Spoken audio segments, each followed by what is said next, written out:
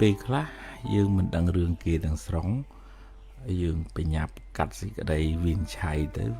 ការសម្រេចចិត្តរបស់យើងពាក្យសម្ដីរបស់យើងវាទៅជាខុសទៅវិញអញ្ចឹងបាននៅក្នុងធម៌ពុទ្ធឲ្យយើងពិចារណាមុននឹងសម្រេចចិត្តសរសើរឬក៏និន្ទាបុគ្គលណាមួយ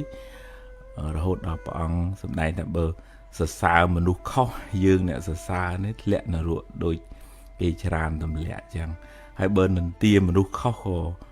ធ្លាក់នរកដូចគេច្រើនទម្លាក់ដែរអញ្ចឹងត្រូវការសង្កេតពិនិត្យពិចារណាមើលថាវា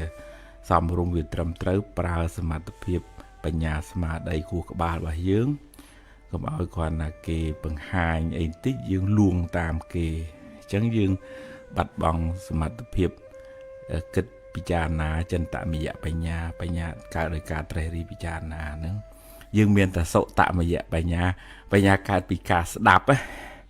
ប៉ុន្តែស្ដាប់ហ្នឹងស្ដាប់ខុសទៅទៀតតែអញ្ចឹងវាធ្វើឲ្យយើងសម្រេចចិត្តខុសដោយសារយើងខ្វះបញ្ញាថ្នាក់ពិចារណាហ្នឹងឯងអញ្ចឹងយើង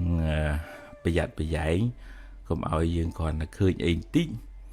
យើងប្រតិកម្មទៅលឿនពេកដោយមិនបានស្វែងរកព័ត៌មានស្វែងរកហេតុផលឲ្យបានត្រឹមត្រូវការសម្រេចចិត្តរបស់យើងនឹងវាទៅជាមានទោសមកលើខ្លួនយើងទៅវិញបើយើងចង់និយាយក៏រៀបចំចិត្តគំនិតដែរព្រះអង្គសម្ដែងប្រាប់ភិក្ខុសង្ឃឲ្យនិយាយមើលកលៈទេសៈឲ្យនិយាយប្រកបដោយបញ្ញាឲ្យនិយាយប្រកបដោយទឹកចិត្តមេត្តាมันមានបំណងធ្វើឲ្យគេក្តៅក្រហាយឈឺចាប់អីទេយើងនិយាយ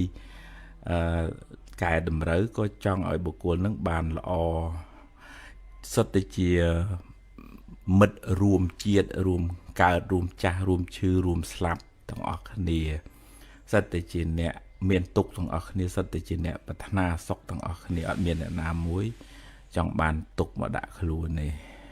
ហើយវាគួរឲ្យអាណិតណាស់ដែលយើងទាំងអស់គ្នាសុទ្ធតែហែលក្នុងសមុទ្រទុក្ខគ្រប់គ្នាទាំងអស់ចុងក្រោយយើងលះបង់កាយស្លាប់ចោលរូបរាងកាយចោលឆ្អឹងនៅលើផែនដីនេះដូចគ្នាទៅអត់មានអ្នកណាអមតៈទេអញ្ចឹងសិតតែជាអ្នកមានទុក្ខរៀងខ្លួនទៅអញ្ចឹងយើងប្រើប្រាស់ពាក្យសម្ដីកាយវិការចិត្តគំនិតនឹងដើម្បីស្រោចស្រង់ខ្លួនយើងឲ្យបានរួចផុតពីទុក្ខផងដើម្បីជួយសង្គ្រោះអ្នកដទៃដែលគេមានទុក្ខនឹងជួយណែនាំបង្ហាញផ្លូវឲ្យគេរួចផុតពីទុក្ខមានទោសមានកំហុសមានការលំបាកយ៉ាងណាយើងជួយសង្គ្រោះដោយមេត្តាករុណាអញ្ចឹងយើងអ្នកជួយនិយាយស្ដីឬក៏ប្រើប្រាស់ថវិកាកម្លាំងកាយកម្លាំងចិត្តនោះគឺយើងបានបន់ដែរដូចជាព្រះសម្មាសម្ពុទ្ធព្រះអង្គឃើញមនុស្សក្នុងលោកមានទុក្ខព្រះអង្គប្រើវាចារបស់ព្រះអង្គដើម្បីបង្ហាញផ្លូវឲ្យរួចផុតពីទុក្ខអញ្ចឹងពាក្យសម្ដីរបស់ព្រះអង្គមានតម្លៃគេកត់ត្រារាប់ពាន់ឆ្នាំមកហើយក៏គេនៅតែគោរពប្រណិប័តថ្វាយអង្គមហើយព្រះពុទ្ធមិនបានទៅធ្វើសាលាធ្វើពហិអីទេប៉ុន្តែ